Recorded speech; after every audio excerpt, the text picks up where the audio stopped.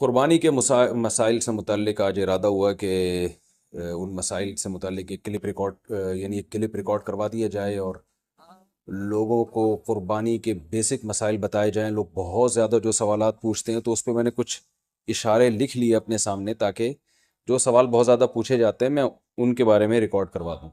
تو میں انشاءاللہ یہ جو قربانی ہے اس کے بالکل شروع سے لے کے آخر تک ترتیب سے کوشش کرتا ہوں کہ مسائل بیان کروں، اور جو مسائل بہت زیادہ پوچھے جاتے ہیں اللہ تعالیٰ سے دعا ہے کہ وہ سارے آ جائیں۔ تو پہلا سب سے بڑا مسئلہ یہ ہے کہ قربانی واجب کس پر ہے؟ قربانی واجب کس پر ہے؟ لم سم عوام کی سہولت کے لیے ایک نصاب بیان کرتا ہوں جو علماء بتاتے ہیں، 52.5 تولہ چاندی دیکھ لیے گا نیٹ پر۔ تو اتنی مالیت کا کسی کے پاس سونا ہو یا چاندی ہو یا تجارتی مال ہو، تجارتی مال کہتے ہیں وہ سامان جو بیچنے کے لیے آپ نے خریدا ہے، یا کیش رقم ہو، یا یہ کہ ضرورت سے زائد سامان، ضرورت سے زائد سامان کہتے ہیں وہ سامان جو پورے سال بھی استعمال نہ ہوتا ہو۔ تو ایسی کوئی چیز اگر آپ کے پاس اتنی مالیت کی پڑی ہوئی ہے، یا ایک نہیں 2-4 چیزیں مل کے اتنی مالیت کو پہنچ جاتی ہیں، یعنی خلاصہ یہ نکلا کہ آپ کے جو استعمال میں آنے والی چیزوں کے علاوہ آپ کے پاس اتنی مالیت کی مال موجود ہے، اور ضروری خرچے اس میں سے نکال دیں، قرضے نکال دیں، وہ سب نکال کے بھی اتنے پیسے آپ کے پاس بچتے ہیں 50 55 60 ہزار تک، تو پھر آپ پر قربانی واجب ہے۔ یہ بہت مختصر بتا رہا ہوں، کیونکہ اگر میں اس کی نصاب کی ڈیٹیل میں گیا تو پورا کلپ اسی میں نکل جائے گا۔ تو لم سم ایک بتا رہا ہوں آپ کو کہ اتنا اماؤنٹ کسی کے پاس ہو تو اس پر قربانی واجب ہے۔ پھر بھی سمجھ میں نہ آئے تو اس بارے میں میرے دوسرے کلپ یوٹیوب پہ آپ کو مل جائیں گے، یا دوسرے علماء سے آپ تفصیل پوچھ لیں، وہ انشاءاللہ آپ کو ڈیٹیل بتا دیں گے، کیونکہ نصاب میں اگر میں زیادہ ڈیٹیل میں گیا تو بہت ہی لمبی بات ہو جائے گی پھر۔ تو اس پر قربانی واجب ہے۔ بڑا مسئلہ یہاں پر ایک یہ اٹھایا جاتا ہے کہ کیا گھر کا سربراہ اگر قربانی کر لے تو سب کی طرف سے کافی ہو جائے گی، یا جو بھی صاحب نصاب ہے جس میں بھی استطاعت ہے اس پر الگ سے قربانی واجب ہے؟ اس میں فقہا کا اختلاف ہے۔ بعض علماء کی رائے یہ ہے کہ ایک آدمی اگر گھر کی طرف سے قربانی کر لے تو سارے اہل خانہ کی طرف سے کافی ہو جاتی ہے، اور اس کے بارے میں بعض تابعین سے آثار منقول ہیں، مصنف ابن ابی شیبہ کی روایات ہیں، لیکن ہماری رائے یہ ہے، اور بر صغیر کے علماء کی رائے یہ ہے، اور امام ابو حنیفہ رحمہ اللہ تعالیٰ کی بھی رائے یہی ہے کہ ہر شخص پر الگ سے قربانی واجب ہے اگر وہ صاحب نصاب ہے۔ اور اس کی 2 دلیلیں بہت مضبوط ہیں۔ سب سے مضبوط دلیل رسول اللہ صلی اللہ علیہ وسلم کی حدیث ہے، من وجد سعة لأن يضحي فلم يضحي فلا يقربن مصلانا۔ آپ صلی اللہ علیہ وسلم نے فرمایا جس کے پاس قربانی کی طاقت تھی اور اس نے قربانی نہیں کی تو وہ ہماری عیدگاہ کے قریب بھی نہ پھٹکے۔ تو اس سے پتہ چلتا ہے کہ جس کے پاس بھی اس طاقت ہے، تو اس میں یہ نہیں ہے کہ گھر کا سربراہ سب کی طرف سے کرے گا، تو یہ جو ہے ایسا نہیں ہے، بلکہ صاف الفاظ ہیں حدیث کے کہ جس کے پاس بھی استطاعت ہے تو وہ اس پر قربانی اس کو کرنی پڑے گی۔ اور دوسری دلیل یہ ہے کہ عبادات میں کہیں بھی ایسا نہیں ہوتا کہ ایک کی عبادت دوسرے کی طرف سے کافی ہو جائے، تو اس پر قیاس کا تقاضا بھی یہی ہے کہ جب اسلام میں کوئی بھی ایک عبادت دوسرے کی طرف سے کافی نہیں ہوتی تو یہ کیسے ممکن ہے کہ قربانی جو مستقل ایک سنت ابراہیمی ہے وہ ایک کرے اور دوسری کی طرف سے بھی وہ خود بخود ادا ہو جائے؟ تو یہ اس کا بھی تقاضا ہے۔ بعض حضرات یہ دلیل دیتے ہیں کہ حضرت ابو بکر اور عمر رضی اللہ عنہما قربانی نہیں کرتے تھے۔ اچھا سوری، یہ دوسرے مسئلے کی دلیل ہے۔ تو پہلا تو یہ ہو گیا کہ قربانی ہر صاحب استطاعت پر لازم ہے۔ بیگم کے پاس اگر زیور ہے اور اتنی مالیت کا ہے تو اس پر بھی قربانی واجب ہے۔ پھر وہ الگ بات ہے کہ اس کی طرف سے میاں اس کی پرمیشن سے کر دے، یعنی واجب تو اس پر ہوگی لیکن ضروری نہیں ہے کہ وہ خود کرے، اس کی طرف سے اس کا میاں بھی کر سکتا ہے اس کی پرمیشن سے، اجازت سے، اور میاں اپنی طرف سے بھی ایک کر دے اور بیگم کی طرف سے بھی ایک کر دے۔ یعنی گھر کے ایک فرد کرے گا اور سب کی طرف سے کافی ہو جائے، یہ نہیں ہے، بلکہ ہر فرد کو الگ کرنی پڑے گی۔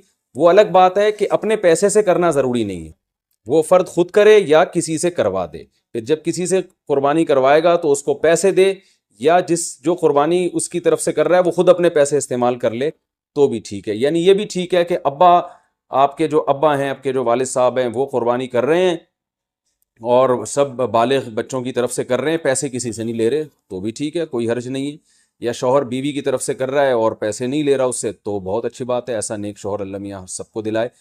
تو یا بیگم صاحبہ کر رہی ہیں اپنے خرچے پہ اور میاں کی طرف سے بھی کر رہی ہیں، میاں سے پیسے نہیں لے رہی، تو سبحان اللہ، بہت اچھا لگا آپ کو سن کے، تو ہمیں بھی بہت اچھا لگا۔ تو یعنی پیسوں کا ہر ایک کا ڈالنا ضروری نہیں۔ اچھا یہ بھی ایک مسئلہ ہوتا ہے کہ بڑا بھائی کر رہا ہے سب کی طرف سے اور سب سے آدھے آدھے پیسے لے رہا ہے قربانی کے، وہ یا تھوڑے تھوڑے پیسے لے رہا ہے، باقی پیسے اپنی جیب سے ڈال رہا ہے، تو بھی ٹھیک ہے۔ یعنی جس کی طرف سے قربانی ہو رہی ہے اس کے لیے خود سے پیسے یعنی خرچ کرنا ضروری نہیں ہے، اس کی طرف سے اگر کوئی اور خرچ کر دیتا ہے تو بھی ٹھیک ہے، چاہے پورے پیسے خرچ کرے یا آدھے پیسے خرچ کرے۔ قرضہ لے کے بھی قربانی کی جا سکتی ہے، آپ کے پاس اگر پیسے نہیں ہیں تو آپ قرضہ لے کے کر سکتے ہیں، اگر آپ کو یقین ہے کہ میں یہ قرضہ بعد میں لوٹا سکتا ہوں۔ البتہ قرضہ کھا کے قربانی ٹھیک نہیں ہے، کہ آپ نے کسی کا قرضہ دینا ہے، وہ مانگ رہا ہے، دروازے پہ کھڑا ہوا ہے، وہ دے نہیں رہے اور آپ اس کے پیسوں سے بکرے کاٹ رہے ہیں آپ، یہ ٹھیک نہیں ہے، یہ آخرت کے لیے بھی نقصان دہ ہے اور وہ بکرے کے لیے تو نقصان دہ بہرحال ہے ہی ہے۔ تو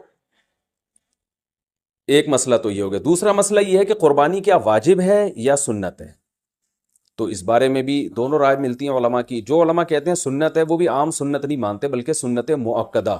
سنت مؤکدہ کا مطلب جو نہیں کرے گا قابل ملامت ہوگا، اور امام ابو حنیفہ رحمہ اللہ تعالیٰ کی رائے کے مطابق یہ واجب ہے، اور اس کی دلیل وہی ہے کہ پہلی بات تو یہ کہ عبادت ہے، اور عبادت میں احتیاط کے پہلو کو ترجیح دی جاتی ہے، کیونکہ احتیاط اسی میں ہے کہ اس کو اگر واجب قرار نہیں دیتے تو بہت سے لوگ قربانی کا فریضہ چھوڑ سکتے ہیں، اور اس بات کا خطرہ موجود ہے کہ قیامت میں ان کو گناہ نہ ملے، تو اس لیے احتیاط کے پہلو کو ترجیح جائے گی۔ اور مضبوط دلیل امام ابو حنیفہ کی قرآن نبی صلی اللہ علیہ وسلم کی وہی حدیث ہے، من وجد سعة لأن يضحي فلم يضحي فلا يقربن مصلانا۔ آپ صلی اللہ علیہ وسلم نے فرمایا جس کے پاس قربانی کی گنجائش تھی اور اس نے قربانی نہیں کی، وہ ہماری عیدگاہ کے قریب بھی مت پھٹکے۔ آپ صلی اللہ علیہ وسلم 10 سال مدینہ منورہ رہے، ہمیشہ آپ صلی اللہ علیہ وسلم نے قربانی کی ہے۔ بعض حضرات یہ دلیل دیتے ہیں کہ حضرت ابو بکر اور حضرت عمر نے قربانی نہیں کی اپنے دور خلافت میں، اس سے پتہ چلتا ہے کہ قربانی واجب نہیں ہے۔ تو یہ دلیل اس لیے درست نہیں ہے کہ حضرت ابو بکر اور حضرت عمر رضی اللہ تعالیٰ عنہ مسکین تھے، غریب تھے، اگرچہ مسلمانوں کے خلیفہ تھے، لیکن یہ ان کی ایک کوالٹی تھی کہ اتنے لاکھوں مربع میل کے مالک ہونے کے باوجود وہ پیون زدہ کپڑے پہنتے تھے، تو صاحب استطاعت پہ قربانی واجب ہے۔ یہ دونوں حضرات بڑے تھے مگر قربانی نہیں کی انہوں نے، جیسے کہ روایت میں آتا ہے اس کی وجہ استطاعت نہ ہونا۔ تو استطاعت اگر نہیں ہے تو پھر قربانی لازم نہیں ہے، بلکہ اگر آپ قرضہ لے کے قربانی کرو گے اور خطرہ ہے کہ میں قرضہ ادا نہیں کر سکتا تو پھر تو جائز ہی نہیں ہے آپ کے لیے، کیونکہ دوسروں کا حق دبا کے آپ کے لیے عبادت کی وجہ آوری یہ ٹھیک نہیں ہے۔ اس کی فضیلت کیا ہے قربانی کی؟ رسول اللہ صلی اللہ علیہ وسلم نے ارشاد فرمایا بقرعید کے دنوں میں ایام نہر میں اللہ کو جانور کا خون بہانے سے زیادہ کوئی عمل محبوب نہیں ہے، اور ہر بال کے بدلے میں اللہ نیکی عطا فرماتے ہیں۔